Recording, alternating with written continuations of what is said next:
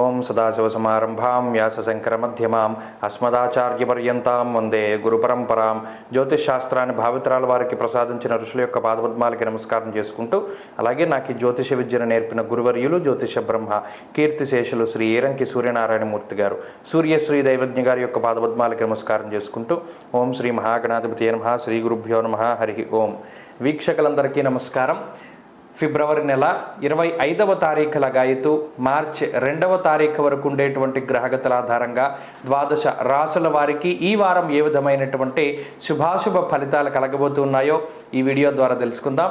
ముఖ్యంగా ఈ వారం ఉండేటువంటి గ్రహగతులను గమనిస్తే మేషరాశి యందు గురుగ్రహం యొక్క సంచారము, అలాగే కన్యారాశి యందు కేతువు, మకరమందు కుజశుక్రుల యొక్క సంచారము, కుంభరాశిలో రవి బుధ శనేశ్వరుల యొక్క సంచారము, మీనమందు రాహు, అలాగే ఈ వారంలో సింహం కన్య తుల వృశ్చిక రాశుల యందు చంద్ర సంచారం ఉండబోతూ ఉన్నది. ఇటువంటి పరిస్థితుల్లో ద్వాదశ రాశుల వారికి ఏ విధమైనటువంటి శుభాశుభ ఫలితాలు కలగబోతున్నా తెలుసుకుందాం. మిథున రాశి వారికి ఈ వారం సానుకూలమైనటువంటి గ్రహస్థితి గోచరిస్తూ ఉన్నది. లాభస్థానమందు గురుడు అనుకూలించడం, దశమ కేంద్రమందు రాహువు అనుకూలించడం, ఈ వారంలో మధ్యస్థం నుండి అంటే దాదాపుగా బుధవారం లగాయతూ చంద్రబలం ఈ రాశి వారికి కనబడుతూ ఉండడం, అలాగే శుక్రగ్రహం కూడా యోగిస్తూ ఉండడం వల్ల కొంత గత వారంతో పోల్చుకుంటే సానుకూలమైనటువంటి ఫలితాలు కనబడుతూ ఉన్నాయి. అయితే భాగ్యస్థానమందు శని రవి బుధగ్రహాల యొక్క సంచారం మాత్రం కొంత ఆర్థికపరమైనటువంటి స్థితిగతుల మీద ప్రభావాన్ని చూపెడుతూ ఉంటుంది. ముఖ్యంగా ఈ వారంలో మిథున రాశి వారికి ఆరోగ్యపరమైనటువంటి ఇబ్బందులు ఏవి కూడా ఉండవు. అష్టమంలో కుజుడున్నారు. ప్రవాసం కార్యహాని స్యాత్ కాసరోగం ప్రపీడనం మనది శాస్త్రం. అష్టమంలో కుజగ్రహం ఉన్నప్పుడు అటు స్థానచలనానికి కానీ లేదా ఏదైనా కొత్తగా రుణాలు తీసుకోవడానికి కానీ ఇప్పటివరకు సొంతంగా బతికినటువంటి ఎవరైనా కూడా కొంత అప్పు బ్యాంకుల నుండో పక్క వ్యక్తుల నుండో లేదా మరి ఇతరత్ర సంస్థల నుండో కొంత ధనాన్ని కానీ లేదా ఇంకొక దాన్ని కానీ రుణంగా తీసుకునేటువంటి పరిస్థితుల్ని కుజగ్రహం సృష్టిస్తారు.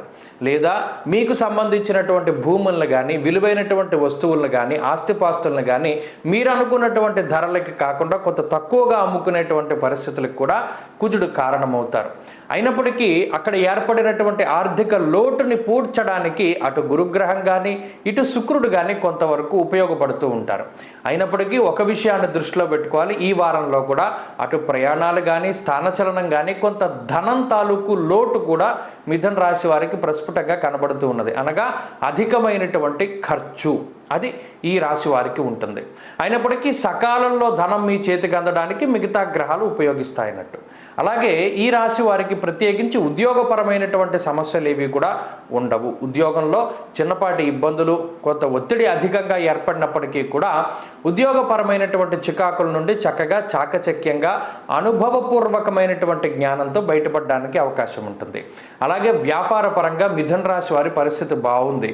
వ్యాపార లాభానికి కొత్త వ్యాపారాలు ప్రారంభించడానికి వంశపారంపర్య వ్యాపారాలని మీరు ముందుండి నడిపించడానికి కూడా ఈ గ్రహస్థితి ఉపకరిస్తూ ఉంటుంది.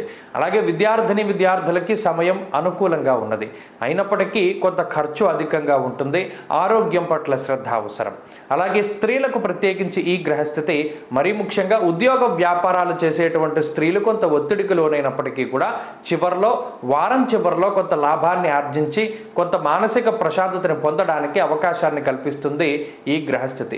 ప్రత్యేకించి మిథున రాశి వారికి ఈ వారంలో కూడా కొంత రుణం కనబడుతూ ఉన్నది.